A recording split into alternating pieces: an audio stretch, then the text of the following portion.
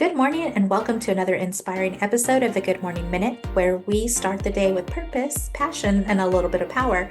I'm your host, Angelina Mojica, and today's conversation is part of a special series in partnership with the Empower Her Steps virtual conference, a movement rooted in helping women heal, rise, and walk boldly into the life God has designed for them. Our mission is simple but powerful, empowering life purpose, because we believe that when a woman finds clarity in her calling, everything changes for her family, her community, and the generations to come.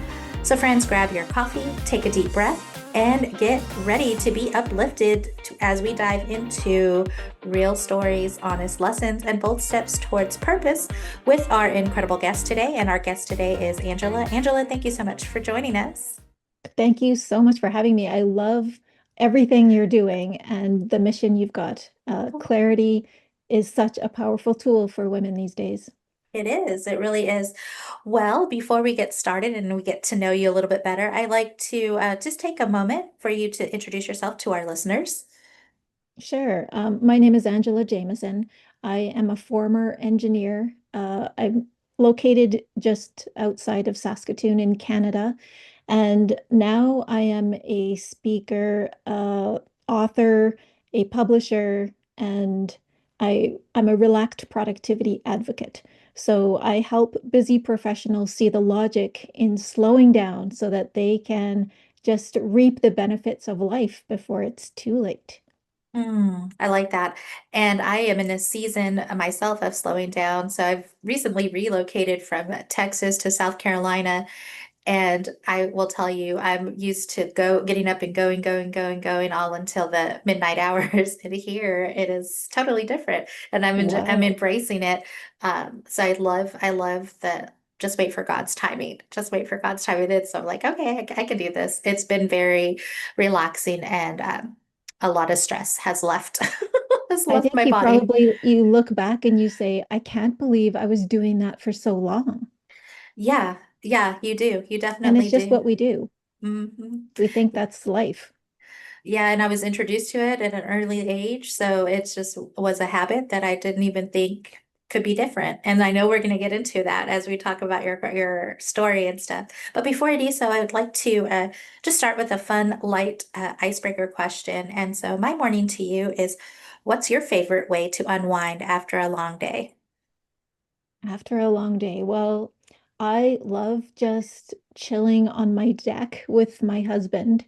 We live on an acreage, so we can look out into almost nothingness. And just, especially in the Mm-hmm. summertime, everything is green. And I don't know what it is about green and blue and, all the shades of gray of the clouds, but it's just so calming. And Mm-hmm. just to sit there and sort of download your day and calm down, that's sort of my happy place. Mm. It's just that idea of kind of grounding, getting back into nature and just allowing it to Yeah. flow through you. Oh, I love it. All right, well, let's jump in, Angela, to our conversation. And so I'm just going to start by asking you a question. What was a defining moment of pain or challenge in your life, and how did it impact you? Okay. Well, the moment of pain was the passing of my father. So I was chief operating officer of a local consultancy here in town. And it was the perfect sandwich generation type thing. I had small kids I was looking after and helping run this company. And my dad was sick. And all of these three things, you're just going on high. And I know with probably many other busy professionals, you make sure work doesn't suffer.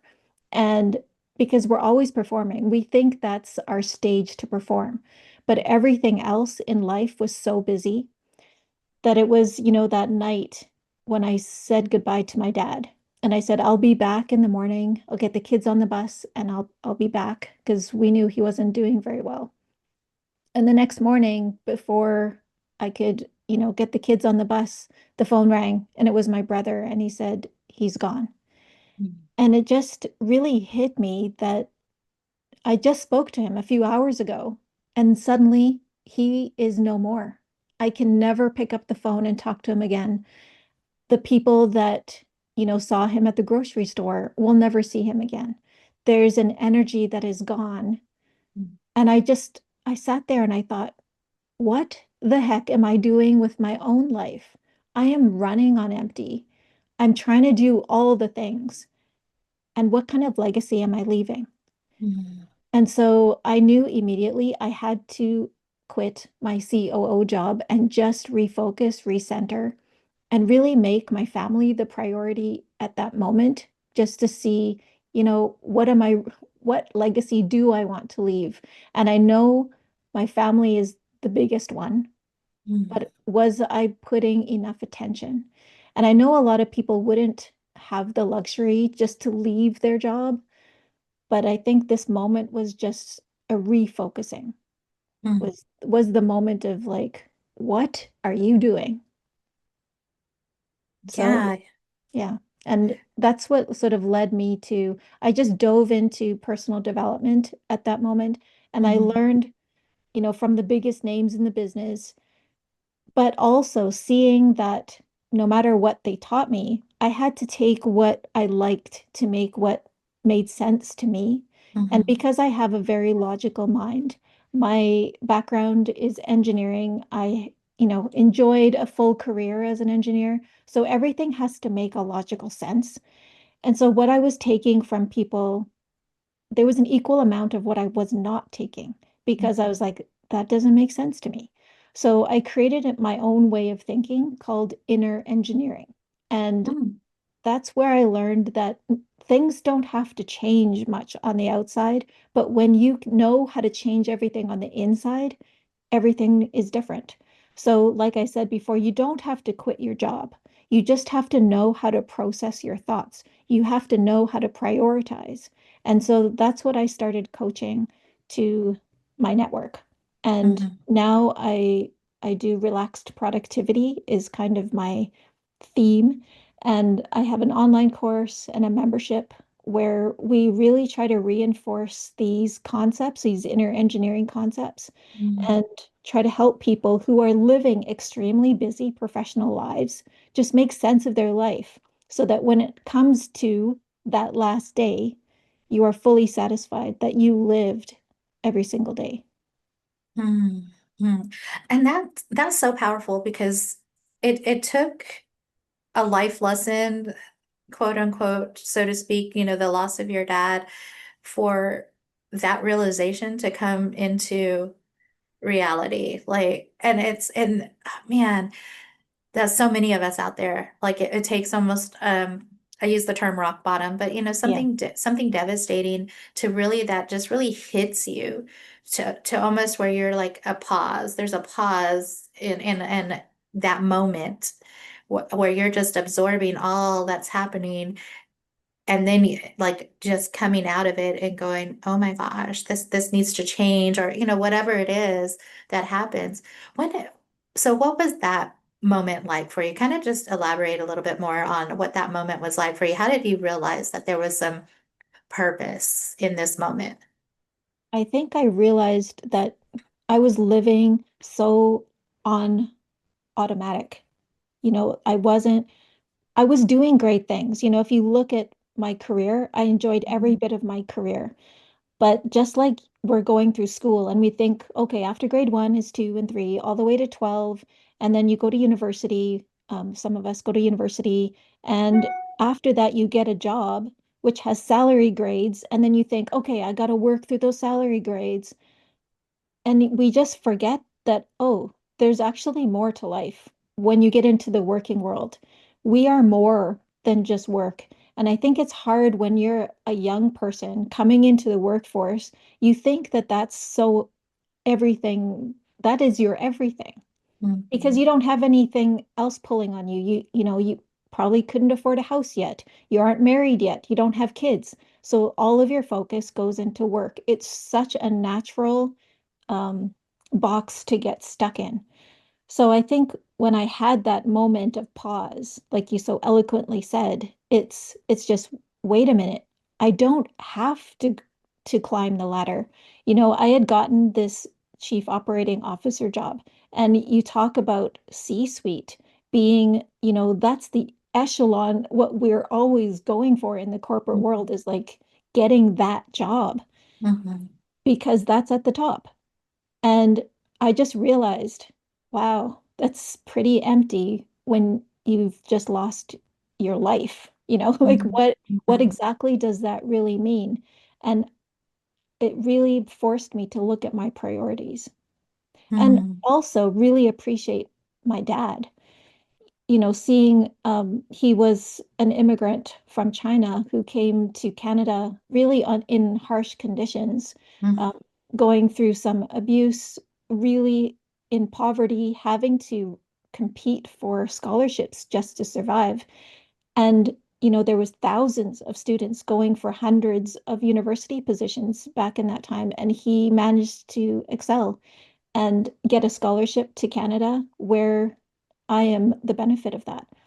I am benefiting from that. So his story is so amazing.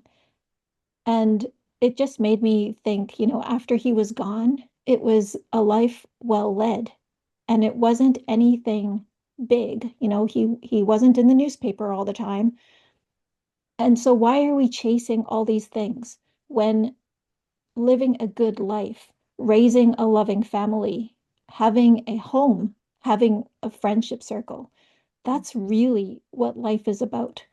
There's so Mhm. many things of, you see celebrities and they actually have achieved everything we think we want, fame and power and money, but they actually have no friends. They don't have anyone they can trust anymore. And so how empty is that? So it's just Mhm. all of these contrasts that I've come across in my life. They've really spoke to me in terms of really figure out, what do you need? What do you want? What do you need to fill your soul with? And yeah, I feel like I found what makes me happy, what I Mhm. need to focus on. And I just want everyone else to feel that too. And it doesn't mean me telling you what is good for you. It means me giving you the tools so you can figure out what's good for you. Mhm. That's a lot right there. Like I'm the things that are standing out to me as you're explaining this is the identity that we come into this like pre-notion of work is my identity. And I have, this is the thing that I have to achieve in life. And you said it, you don't have to climb the corporate ladder, and I don't, sometimes for us as children, as we're growing into our young adult lives, nobody's ever sat down and said, you don't have to do it my way. Like your parents don't ever sit you down and go, you don't have to do it this way. This was my choice and the way I did it for myself. You can create it totally different. And, you know, missing and not miss out on those moments of memories and life building and things like that to truly encompass the essence of that moment that you're in and enjoy the process of getting there. Like if you want to achieve big things, great, but enjoy the process. Don't Exactly. just check it off and then go to the next thing. I think that was my biggest life lesson too, is I think I was graduating my master's degree and I was like, you know what, I'm not gonna walk the stage, blah blah blah. But my husband at the time was like, no, you need to. Like Yeah. that was 3 years of your life. You need Walk to. that stage, woman. And so I'm like, yeah, you're right, I do. But I also did it because I had young children. They're adults now, but young children at that time. And I was like, that would be such a good thing for them to witness too, is Yes. their mother achieving a master's degree and walking across the stage. And so um they were mainly my motivation, but it's true because I realized in that moment as well that I'm missing so much because I'm just task driven. Right. Yeah, No, yeah. and I'm so glad that you did, and I'm so glad that your kids could see their mom achieve things and Hmm. that they were not the sole focus. Because just as, we're not our jobs, we're also Hmm. not totally our families. So there's a balance, right? Because, Hmm. I've been into some conferences where they say, describe me or tell me who you are without telling me what you do. So Mm-hmm. that takes the work component out of it. But it also feels disingenuous to say, I'm a mother of three, because at some point you got to let them go. So who are you after that? So it's always a balance all through life. And it's honoring that we have so much going on. And, we will have seasons. There was probably times when you were doing your master's that you couldn't tuck your kids into bed. That's just going to be one of those things Mm-hmm. that it's okay. And I Mm-hmm. think, especially for women, is like ditch the guilt, figure out what your priorities are. Your kids will survive. Mm-hmm. Mm-hmm. And you have to create the best story that you can for you. Mm. And that's so true. And just, raising my children into adulthood, um, the reflection for me was when my daughter blessed me with my grandbabies, and I was when I go back now I'm a grandmother, so when I go back in there and I'm playing with my grandbabies, I notice how more intentional I am in those Yeah. moments because I'm on the ground, I'm playing with them, I'm looking at them eye to eye, I'm touching them, I'm loving on them. And I think my son, this was during a time where my son's graduating his technical program, and I'm looking at my babies who are now young, young adults, and I'm just like, wow, I wasn't that intentional in being there because I was so focused on the next thing and surviving. And mind you, I was a single mother, so, some of those years in their life, and um, but you just get so caught up in the everything else, the surviving of it all, that you miss out on those moments of And I it think that that's why a lot of people say, oh, grandchildren are better than children because we're so distracted when they're children. We're in survival mode. So Mhm, it's like what I try to tell people is enjoy those moments, even if you feel like you're in survival, like just take the time to look your children in the eyes, to get mhm, down on the floor with them, to really connect and then go on. It doesn't have to be connecting all the time. They mhm, have to see that their parents have other things to do as well, that they're not, the focus of their lives, that they yeah, also have to get on with it. But, whatever you've done in your life, it's okay. Because mhm. if you haven't been there for whatever reason, you've done the best you could at the time, and your kids have learned lessons from that. Yeah, absolutely. Um, And and just to go back to your story and kind of where you were at. So what were some of those reflective moments just in the season of growth? Like I know that you said you dove into self-development and learning and all those things. What was that like for you? I think it was the ability having the ability to just slow down and learn and Hmm. see outside my corporate engineering world, Mm-hmm. to learn more about how my brain works, how my thoughts work, and have it make super logical sense. Like, oh my gosh, that's what an emotion is about. And using that to create great days every day. And that's what I love about what I learned is that your emotions are your diagnostics. They're you feel them on a conscious level, but you can also see them in that pause. The Hmm. pause that you mentioned can be used a little more often than just when big life events happen. You can pause many times a day. And I always encourage people in my membership, whenever you get a negative emotion, let's pause. What Hmm. is that actually telling you? And then they can take the next step. So, very often, your first emotion or your first thought after something happens isn't your fault. It's kind of Hmm. what you've grown up with, it's the filters you've had layered on top of you through your experiences, but you can always choose the second thought. So, that's what I always encourage people to slow down and take a very intentional second thought that will make your life better instead of throwing you down the rabbit hole of doom. Hmm. No, and that's good because power in the pause, right?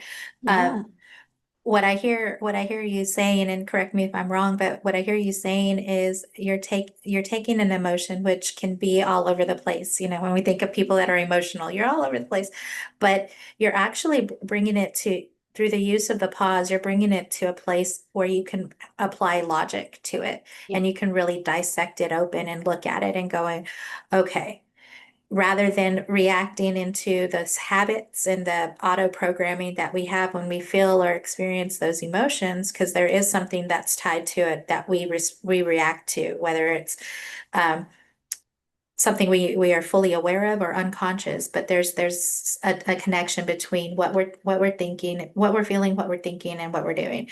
But to utilize the power of the pause and sit there and go, okay. I don't want to, like, let me just use this as an example. I feel sad, so I want to go grab a cup of ice cream or a Oh, pint don't of we ice all? cream. Yep. But if your goal is to not do those things and be more healthy, then you utilize the power of the pause so that you can take a moment and go, okay, I'm feeling sad. It usually makes me want to go eat, but what can I fill it in with and to get closer to my goal? So because you've got to fill that habit in with something new. Am I right? Yeah, it's such a web of things. You know, when you're talking about negative emotions and then feeding that negative emotion, that doesn't really get you anywhere. You know, you Mhm. might feel the dopamine hit of that beautiful vanilla swirling down your throat, but, you know, it's not, you're going to be regretful later. So, in those kind of situations, you know, you would give yourself the trigger of when I feel sad, I'm going to go for a walk, you know, and or drink a glass of water to satiate yourself and then go for a walk instead Mhm. of vegging on the couch with that tub of ice cream. Mhm. Yeah, absolutely. And so utilizing those things. And so it's great that you were able to do that for yourself and really define something out of this whole process that you're doing, going inward. And so building and shaping who you are today. And who is that person? Like how did that evolve from the situation? Well, I would honestly say I can I'm someone living in the world and I feel totally limitless with whatever I want to do. Mhm. And I know that whenever I get a negative emotion, I know how to deal with it. So that makes me super resilient. That makes me be able to see my way through any situation. I don't stop myself from feeling because I think that's such an important part of being a human being is having those highs and lows Mhm. and to realize that those are really the spice of life. And the delta, so this is getting a little engineering nerdy, but like the difference you are in terms of how high you are from just being calm or how low you are just means that you really care about that subject. Mhm. So when whether it's a really great feeling or a really horrible feeling, it's also taking that pause to go helicopter view and say, I can appreciate the situation because I care about this situation. Mhm. For instance, say your kid did something really horrible and Mhm. it brings you down, but you can see that I have this negative emotion because I love this person. Mhm. And love is a wonderful thing to celebrate. So Mhm. celebrate that instead of that negative emotion. Mhm. There's just and because I feel this way, I just want everyone to feel this way because I see so many people who are just running like a hamster on a wheel. Every Yeah. day is Groundhog Day. They get up, they go to work, they do their stuff, put their kids in Mhm. activities, they come home, you know, kiss their spouse on the cheek and watch TV and then go to bed and start again. Mhm. You Mhm. know, and I just want, if you do that, it's totally fine. But I just want it to be intentional. I want you Mhm. to feel your world. And if you choose to feel your world, your life is so much richer than just being on the hamster wheel. Mhm. So let's say someone is on the hamster wheel, Angela, and they're like, I don't know how to get off. What's the first step I do? How do I stop this thing? What is the advice you give them? I try to encourage the people to be present. So Mhm, really feel in every moment your presence. So, instead of sitting at the table scrolling on your phone, sit at the mhm, table, appreciate who else is around the table, appreciate the food you're putting in your mouth. Because I don't know about you, but preparing supper can take an hour and then it lasts for 10 minutes. And I'm just like, chew, people, enjoy this love I put on into this food Yeah. for you. Yeah. So it's like being intentional with everything, as simple as eating, as Mm, simple as taking your breath. mhm, Like the breath is such a life-giving thing, and we're all breathing too shallow. mm, And you just take more deep breaths throughout your day and you just feel more alive. I don't know if you've, been in a stressful situation, just take a deep breath.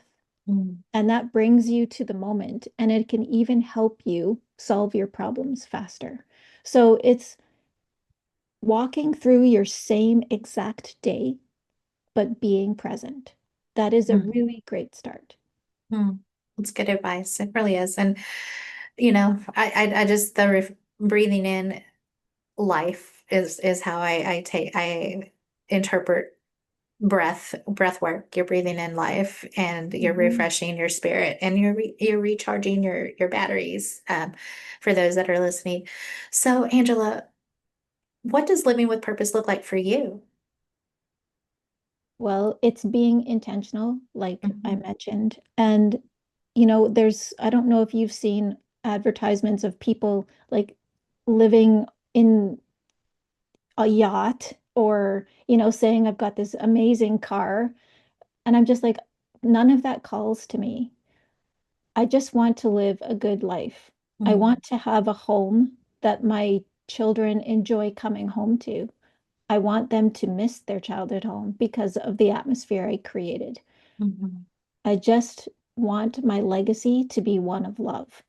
mm, And so when you really focus, and, if I wanted a car, sure, go enjoy the car. And when you have the car, you know, breathe it in, mhm, feel it in, mhm, enjoy it, savor it. Anything you want in life is possible, but just make sure you're enjoying every minute of it, every second of it. And mm, that's how we really enjoy life. mm. Mm, that's good advice. That really is. And so as we start kind of coming to the closure of our conversation, Angela, I'm going to ask a question that I ask all my guests on here, and it's one of legacy and impact. If today were your last day, what would you want to be remembered for? And I might have just answered that, but Uh-huh, you did. You said love. one, a legacy of love, yes, and one where I don't know, yeah, I think the telltale sign is that my children love coming home, Mm, and I love coming home, and having true connections. mm, That's what life is all about, is connecting with others. I saw an article about how we're all trying to be our personal best. We're all, trying to be the most productive, mhm, but actually, we need to lift each other up. We need to mm, be a little bit more externally focused. So yeah. even though we're being our best self, how can we also help those around us? Mm, that's good. Um, and it's so true because I think I heard, I don't know, it was somebody speaking one day, but they mentioned, a person's not going to remember what you did or said, but they definitely will remember how you made them feel.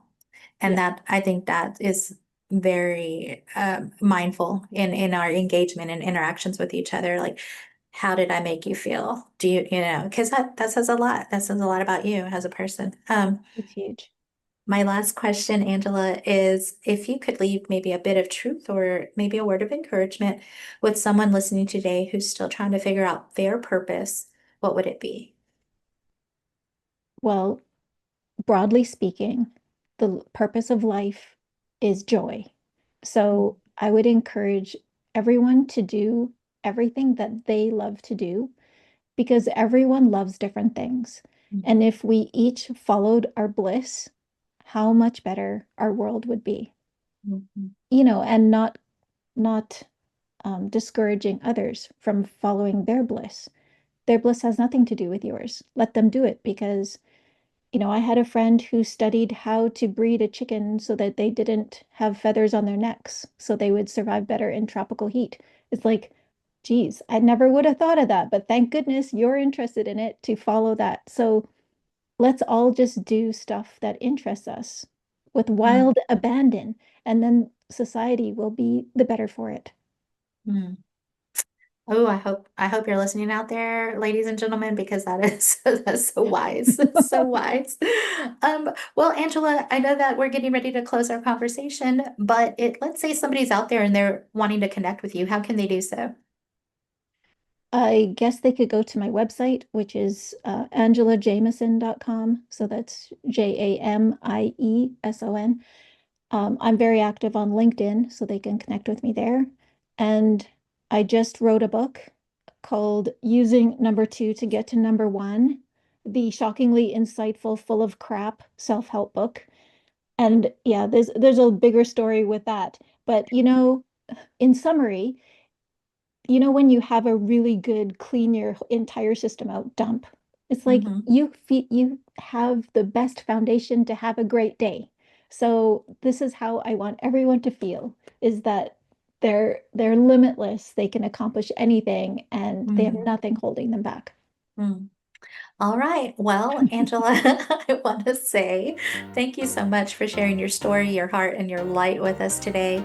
Conversations like this remind us that purpose isn't about perfection, it's about showing up and growing through the things that we go through, understanding that every step matters. Here at the Good Morning Minute and through the Empower Her Steps movement, we believe wherever every woman has a calling worth discovering and a voice worth using. So, wherever you are today, friend, remember your purpose is powerful and you're not walking alone.